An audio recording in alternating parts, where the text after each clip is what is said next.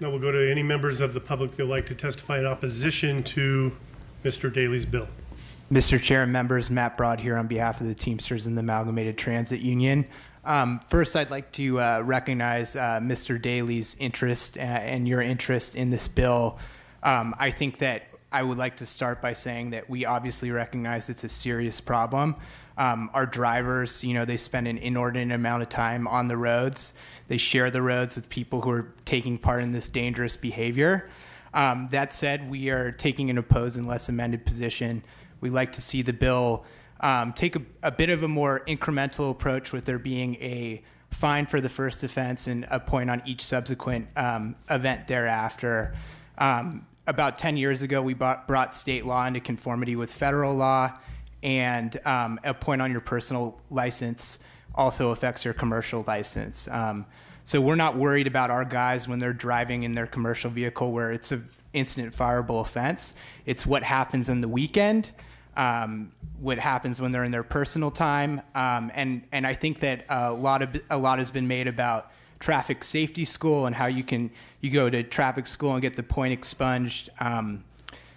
All that considered, you can only go once every 18 months. So if you get a point in the first month for, let's say, speeding, and then you get a cell phone usage in the second month, you can get a point on your personal license. You would go to it would affect your commercial insurance rates, causes the sharp increase, and we've had members who have been fired after driving for 30 years. And so we recognize it's a big problem, but we favor, like I said, the incremental approach. I think we would like to see whether, if we came back and revisited it, would have a quantifiable, decrease in this behavior, or would we be just raising premiums on people? So thank you. There's not an incremental approach to death, so I just want to let you know that. It's $1,000 to litter in the state of California if you throw something out of your window and you're caught. I'm not seeing the equity in a deterrent there in this. And as I mentioned, I don't think there's an incremental way to death.